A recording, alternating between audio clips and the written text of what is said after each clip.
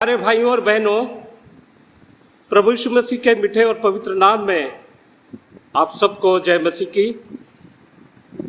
पवित्र आत्मा के अवतरण पर्व के पश्चात आज 16वां रविवार है और आज की आराधना में आप सबका स्वागत है। आज का विषय है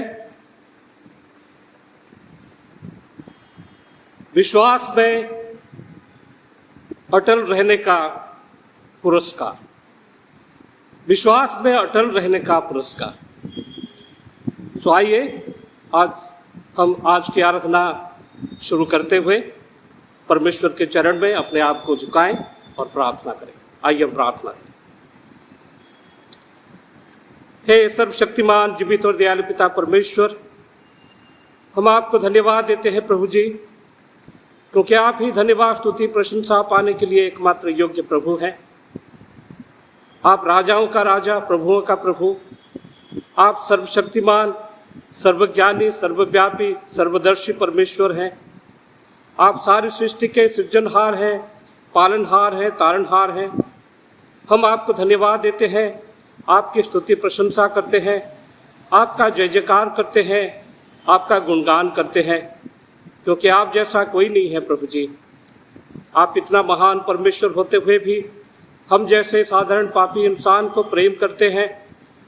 आपने हमें इतना प्रेम किया कि आप हमारे लिए अपना इकलौता पुत्र प्रभु यीशु मसीह को इस संसार में भेज दिया, जिन्होंने क्रूस के ऊपर अपने आप को बलिदान करते हुए हमारे लिए उद्धार का रास्ता खोल दिए हैं। और इसलिए प्रभु जी हम आपको धन्यवाद देते हैं।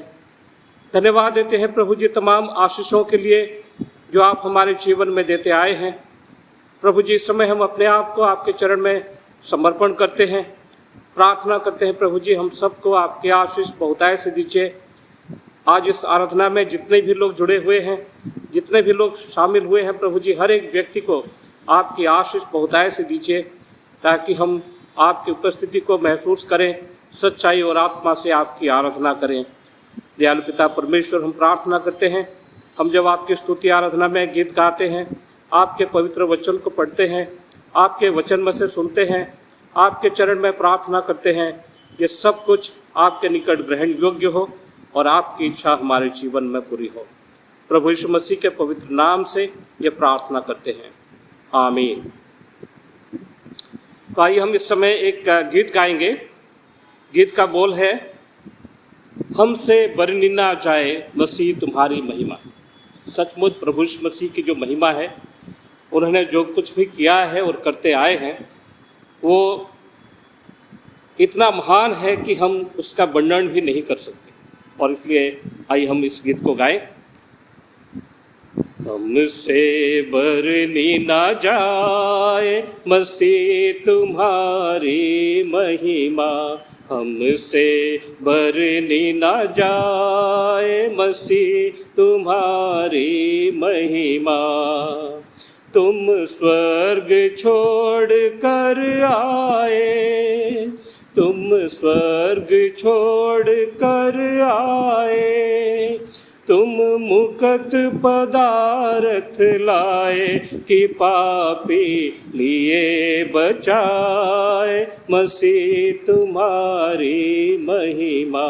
हमसे बरनी ना जाए मसीह तुम्हारी महिमा।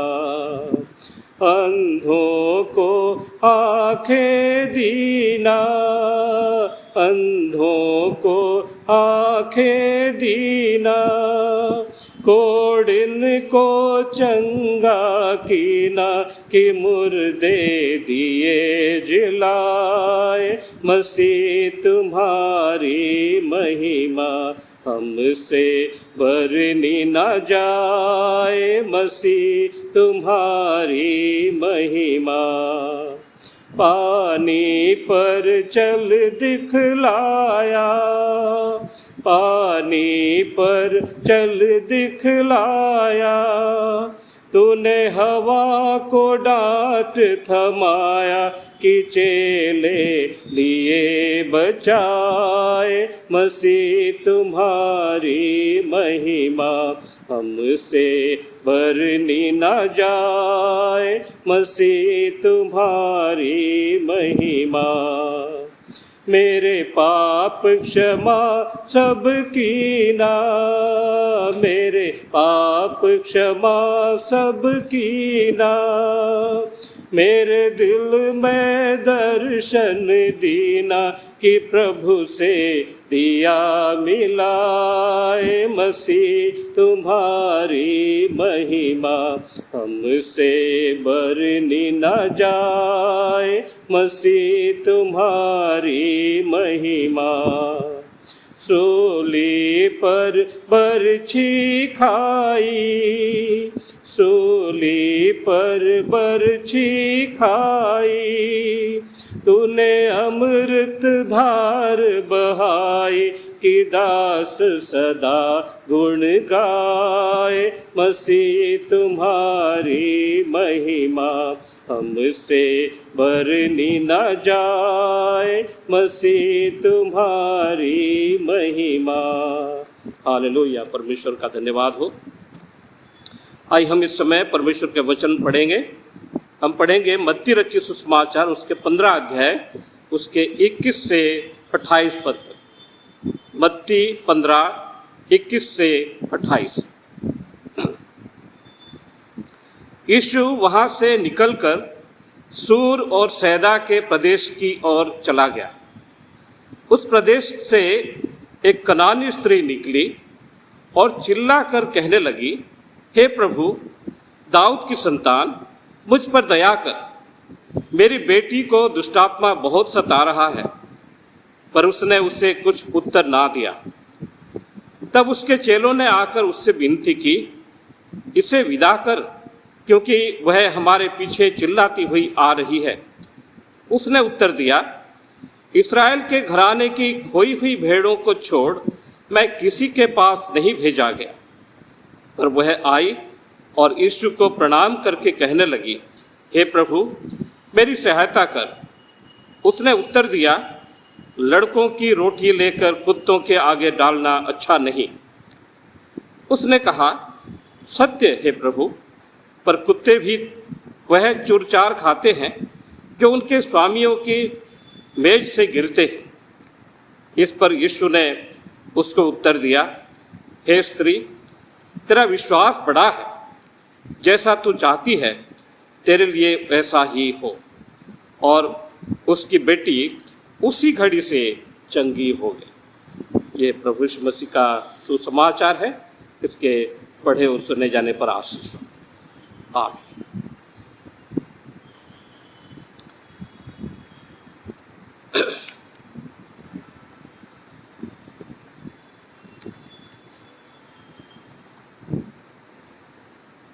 आइए हम प्रार्थना करें। हे हमारे जीवित और दयालु पिता परमेश्वर, हम आपका धन्यवाद देते हैं आपके पवित्र वचन के लिए।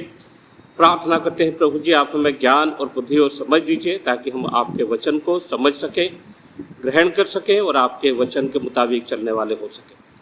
प्रभु यीशु मसीह के पवित्र नाम से ये प्रार्थना करते हैं, आमीन।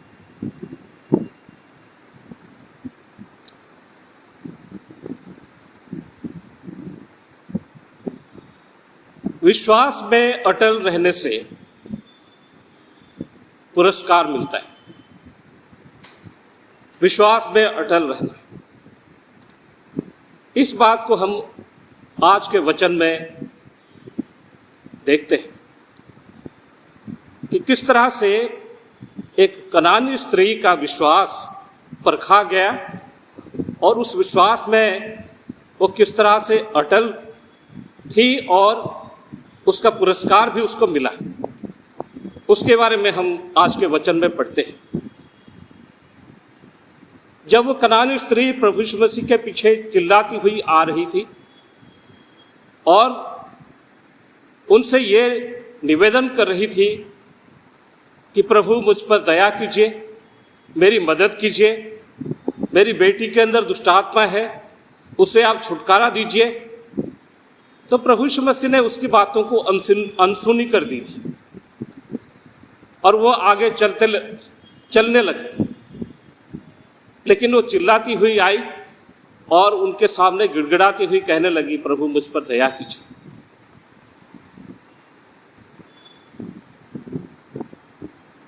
प्रभु यीशु मसीह के चेले भी यीशु से विनती करने लगे, प्रभु आप उसकी मदद कीजिए, उसको विदा कीजिए, क्योंकि वो काफी देर से हमारे पीछे आ रही है और वो चिल्लाती आ रही है। सबसे पहले तो प्रभु जिस प्रकार से जवाब दिए, वो जब हम पढ़ते हैं तो हमें भी बड़ा ताजुब लगता है कि प्रभु ने ऐसा कैसे कह दिया। सबसे पहले उन्होंने कहा कि इस्राएल के घराने की खोई हुई भेड़ों को छोड़ मैं किसी के पास नहीं भेजा गया। प्रभु यीशु मसीह ने अपने चेलों को और उस स्त्री को इस बात कह दी कि वो सिर्फ इस्राएल के घराने के लिए आए हैं और किसी और के पास नहीं भेजे गए। लेकिन जब वो स्त्री आई और प्रणाम करके कहने लगी, हे प्रभु मेरी सहायता कर, तब प्रभु यीशु मसीह ने उसको जो बात कही वो और भी चौंकाने वाली है।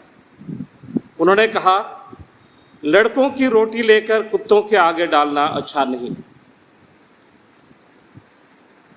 हम अगर उस स्त्री की समस्या को समझने की कोशिश करें, उसकी मजबूरी को समझने की कोशिश करें, हम ये महसूस कर पाएंगे कि वो कितनी लाचार थी, बेबस थी और बड़ी चाहत लेकर, उम्मीद लेकर प्रभु यीशु मसीह के पास आई थी। उसने ये उम्मीद रखी थी कि प्रभु उसकी मदद करेंगे, उसकी बेटी को दुष्टात्मा से छुटकारा दे देंगे। लेकिन जब इस तरह से प्रभु यीशु मसीह ने उसको जवाब दिया, उसने हार नहीं मानी। उसने वहां से लौटकर वापस नहीं चली गई।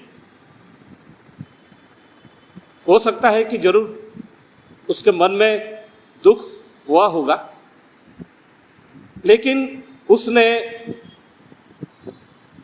प्रभु यीशु मसीह से ये कहा, हाँ ठीक है प्रभु, अगर आप हमें कुत्ता ही समझ रहे हैं तो कोई बात नहीं, हम कुत्ते ही हैं।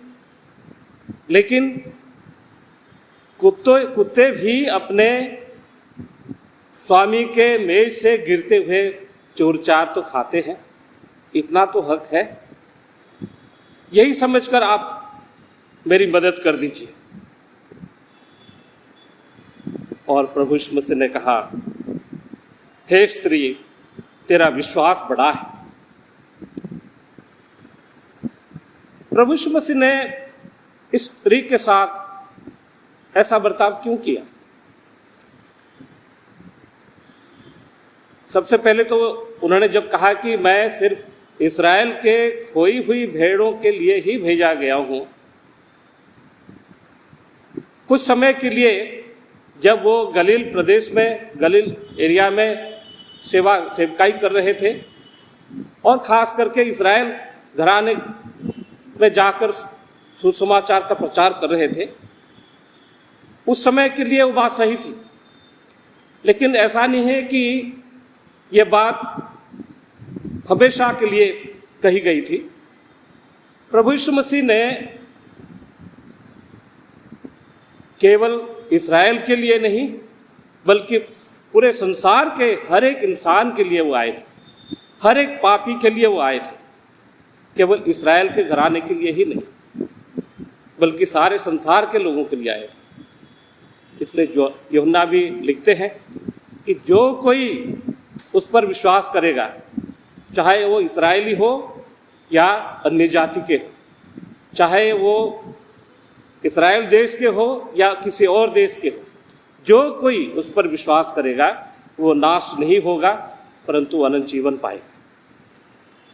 और प्रभु यीशु मसीह भी केवल उस एरिया में अपने आप को सीमित नहीं रखे।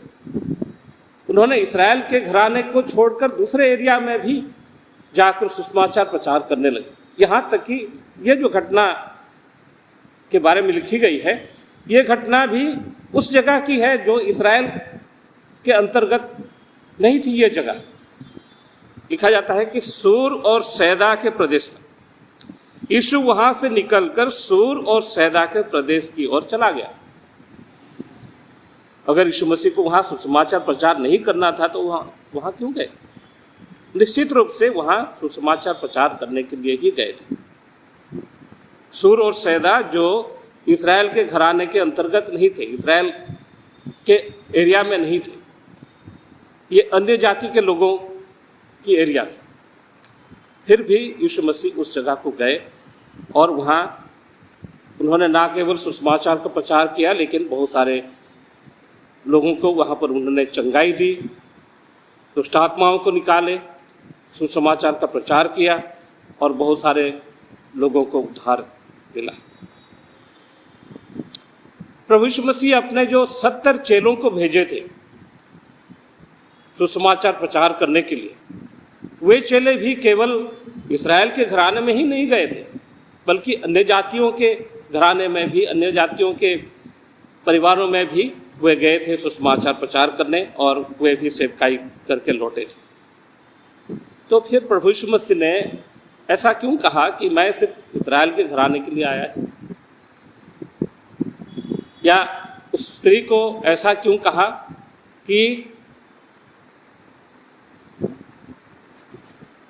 जो लड़कों की रोटी लेकर कुत्तों के आगे डालना अच्छा नहीं? उन्होंने इसलिए यह बात कही क्योंकि उस स्त्री के विश्वास को वो परखना चाहते थे, उस स्त्री के विश्वास को परखना चाहते थे। और स्त्री ने जो जवाब दिया, उस जवाब से इस घटना और एक अलग मोड़ ले ली। जब उसने कहा कि सत्य है प्रभु, पर कुत्ते भी वह चूर-चार खाते हैं जो उनके स्वामियों की मेज से गिरते हैं। इस जवाब ने प्रभु यीशु मसीह का दिल जीत लिया और प्रभु यीशु मसीह ने कहा, हे स्त्री, तेरा विश्वास बड़ा है, जैसा तू चाहती है तेरे लिए वैसा ही हो, तेरा विश्वास बड़ा है। प्रभु यीशु मसीह ने उसके विश्वास की सराहना की और उसकी बेटी को भी उन्होंने तुरंत चंगाई दे दी। लिखा जाता है कि उसकी बेटी उसी घड़ी से चंगी हो गई, उसी घड़ी से प्रभु यीशु मसीह ने उसको चंगाई दे दी। प्रभु यीशु मसीह ने उसके विश्वास को तो परख रहे थे कि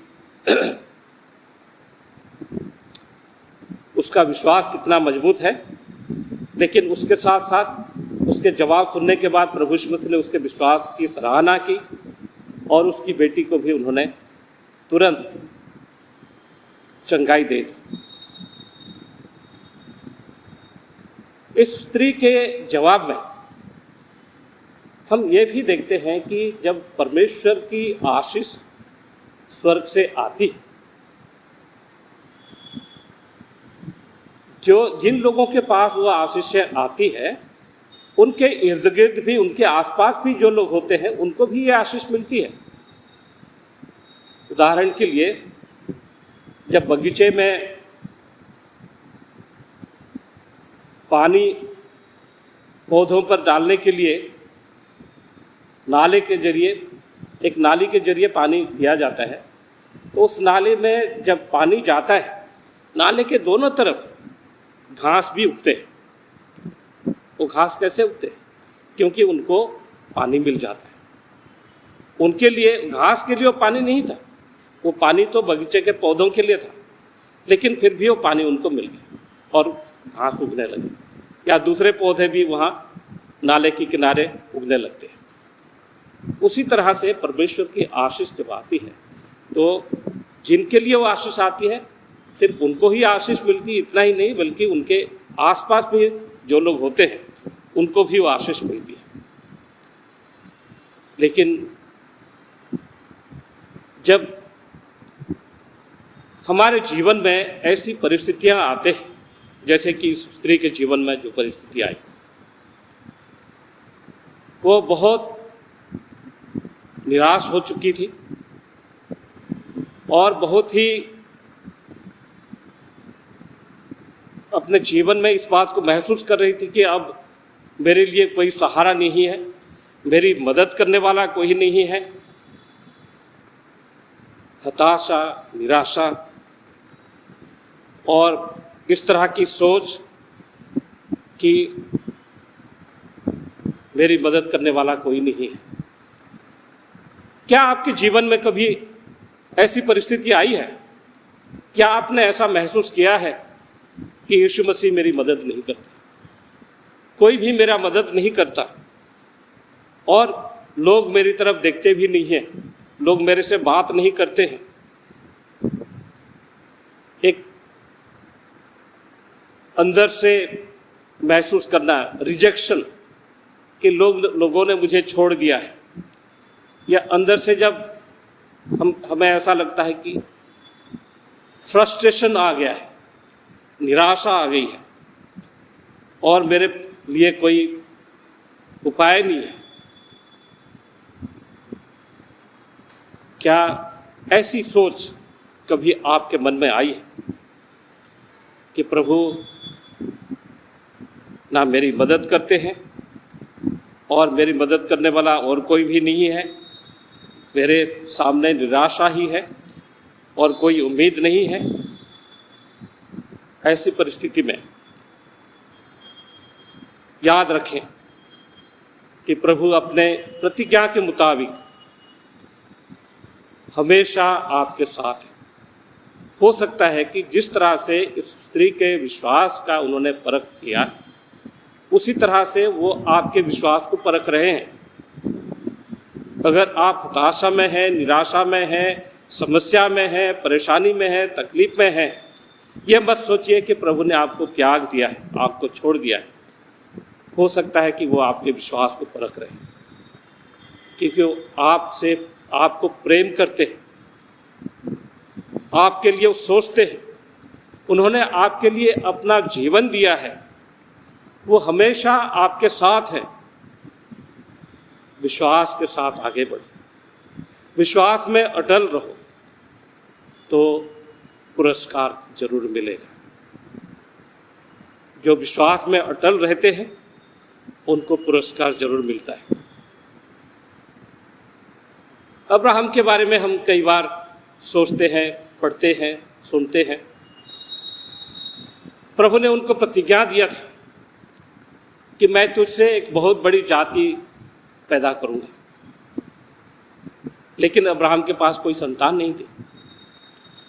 फिर भी अब्राहम ने कभी ये नहीं पूछा, प्रभु मेरे तो बच्चे ही नहीं हैं और मुझसे कैसे एक बड़ी जाति पैदा होगी। नहीं पूछा, क्योंकि वो जानता था कि प्रभु ने अगर कहा है तो यह जरूर होगा। वो है अटल विश्वास। विश्वास में अटल रहो, पुरस्कार मिलेगा। अब्राहम विश्वास में अटल रहा और उसको पुरस्कार मिला। कितने दिन के बाद? 25 साल के बाद। 25 साल तक उसको इंतजार करना पड़ा और तब उसको वो पुरस्कार मिला कि उसके घर में परमेश्वर ने एक बेटा दिया। ऐसे समय में जब कोई उम्मीद नहीं थी, क्योंकि परमेश्वर हर असंभव को संभव करने वाले परमेश्वर। अब्राहम विश्वास में अटल रहे और इसलिए उनका विश्वास के मुताबिक उनको पुरस्कार मिला। जब उनका बेटा एक छोटा लड़का था, उस समय परमेश्वर ने और एक बार उसकी परीक्षा ली।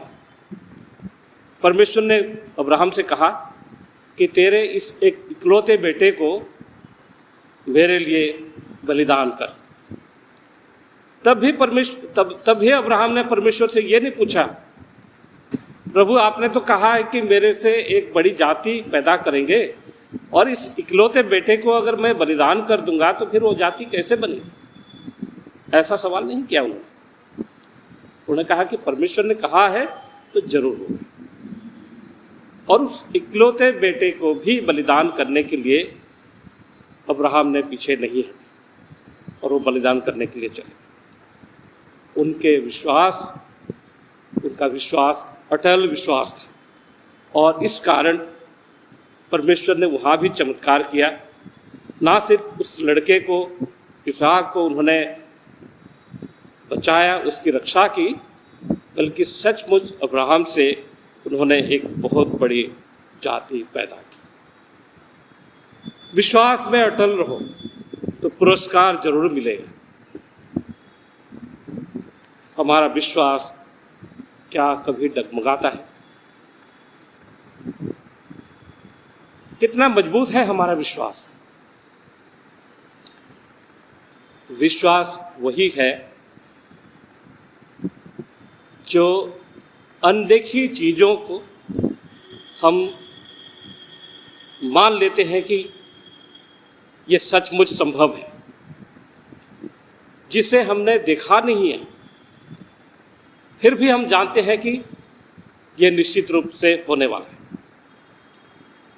जैसे कि एक किसान जब बीज बोता है, इस आशा से बोता है कि ये जो बीज मैं बो रहा हूँ, इस बीज में से पौधा निकलेगा, इसमें फल आएगा और मैं उसे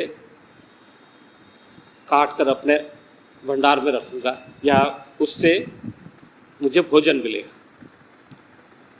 जब वो बीज बोता है, इस उम्मीद से बोता है कि वो कटनी भी करेगा।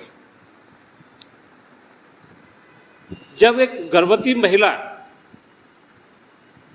उसे पता चलता है कि वो गर्भवती है, उसके पेट में एक बच्चा पल रहा है, तब उस बच्चे के लिए वो तैयारी करने लगती है।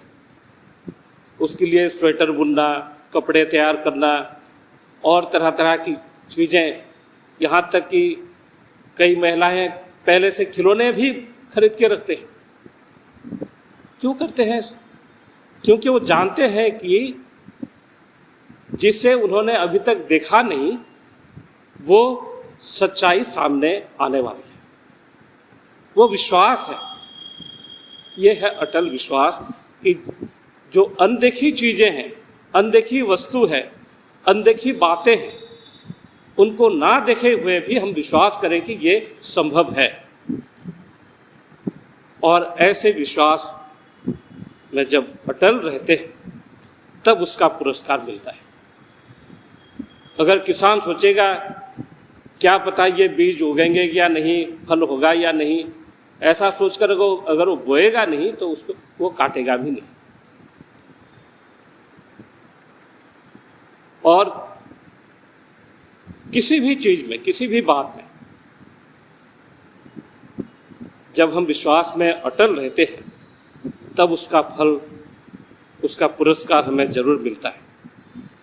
विश्वास वही है जब हम निसंदेह, बिना संदेह करके किसी के ऊपर या किसी बात पर हम भरोसा करते हैं,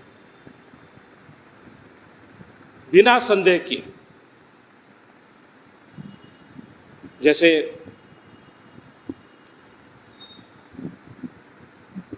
एक व्यक्ति पेड़ के ऊपर चढ़ गया और वहाँ से नीचे छलांग लगाया। नीचे उसका बेटा उसको देख रहा था और बेटे ने कहा, पापा मैं भी छलांग लगाऊंगा। तो पापा उसको पेड़ के थोड़ा सा ऊपर लेके गए और फिर नीचे उतरे। उन्होंने कहा ठीक है छलांग लगा। लेकिन ऊपर से बच्चा जब देखा तो उसको डर लग गया। उसने कहा नहीं पापा मुझे डर लग रहा है। पापा ने कहा कोई बात नहीं, वहां से छलांग लगा, मैं पकड़ लूंगा।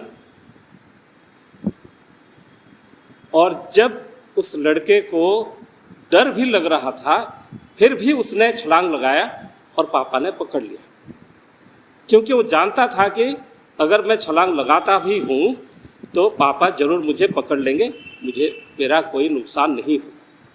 यह है विश्वास। और प्रभु इस तरह का विश्वास हमारे अंदर देखना चाहते हैं कि जो हर असंभव को भी संभव कर सकते हैं, वो परमेश्वर हमारे अंदर वो विश्वास देखना चाहते हैं। वचन में लिखा जाता है कि तुम्हारा विश्वास अगर राई के दाने के बराबर भी होगा तो तुम अगर इस पेड़ को कहोगे कि यहाँ से उखड़ जा और समुद्र में जा गिर, तो वो जाके गिरेगा। राई के दाने के बराबर विश्वास भी अगर हो। वचन में यह भी लिखा जाता है कि विश्वास के साथ जो प्रार्थना की जाती है उस प्रार्थना से बीमारों को भी चंगाई मिलती है। हर असंभव भी संभव होता है, क्योंकि प्रार्थना में सामर्थ है और वो सामर्थ परमेश्वर की ओर से आती है। जो विश्वास हमारे अंदर है, उस विश्वास को कर्म में दिखाने की जरूरत है। याकूब कहते हैं कि कर्म के बिना विश्वास मरा हुआ है। मरा हुआ विश्वास से हमें कुछ नहीं मिलेगा, कोई पुरस्कार नहीं मिलेगा, लेकिन जीवित विश्वास से जरूर मिलेगा। अगर हमारा विश्वास है तो वो एक जीवित विश्वास होना चाहिए, और उस जीवित विश्वास के द्वारा परमेश्वर हमें पुरस्कार देते हैं। हमारा विश्वास क्या अटल विश्वास है, इस कनानी स्त्री के समान, जिसने ये भी कहा कि प्रभु जो चुरचार गिरते हैं उनके स्वामियों के मेज से, उस चुरचार को भी कुत्ते भी तो खाते हैं। इस कनानी स्त्री के विश्वास की तरह अगर हमारा विश्वास है तो प्रभु हमारे जीवन में भी ऐसे चमत्कार करेंगे और बड़े बड़े कार्य करेंगे, हर असंभव को भी संभव करेंगे। प्रभु हमारे विश्वास को और भी मजबूत करे और विश्वास का पुरस्कार भी हम देखने पाए। इसलिए प्रभु हम सबको बहुत बहुत आशीष दें। आइए हम प्रार्थना करें। दयालु पिता परमेश्वर, हम आपको धन्यवाद देते हैं आपके पवित्र वचन के लिए। प्रार्थना करते हैं प्रभु जी, आप हमारी मदद कीजिए ताकि हमारा विश्वास और भी मजबूत हो सके और आपके चमत्कारों को, आपके महान कार्यों को हम अपने जीवन में देख सकें, महसूस कर सकें और आपकी महिमा कर सकें। प्रभु जी, हम जानते हैं हम कमज़ोर इंसान हैं, हमारे अंदर कई कमियां हैं, कमजोरियां हैं, फिर भी प्रभु जी आप हमसे प्रेम करते हैं और आप हमारे विश्वास को परखना चाहते हैं।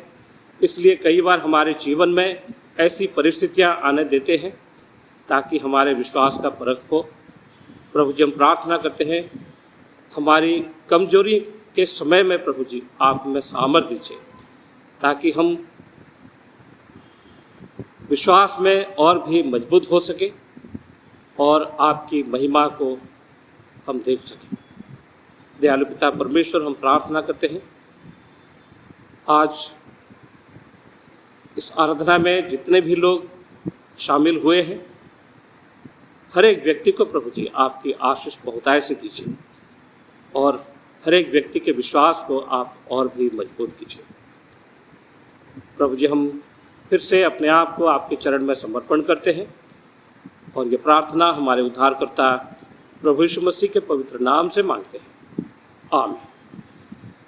आइए हम सब मिलकर प्रभु की प्रार्थना एक साथ करें। आए हमारे बाप, तो जो आसमान पर है, तेरा नाम पाक माना जाए, तेरी बादशाहत आए, तेरी मर्जी जैसे आसमान में पूरी होती है ज़मीन पर भी हो।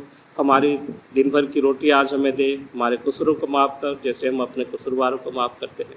हमें आजमाइश में ना पड़ने दे, परंतु बुराई से बचा, क्योंकि बादशाह, कुदरत और जलाल हमेशा तेरी है।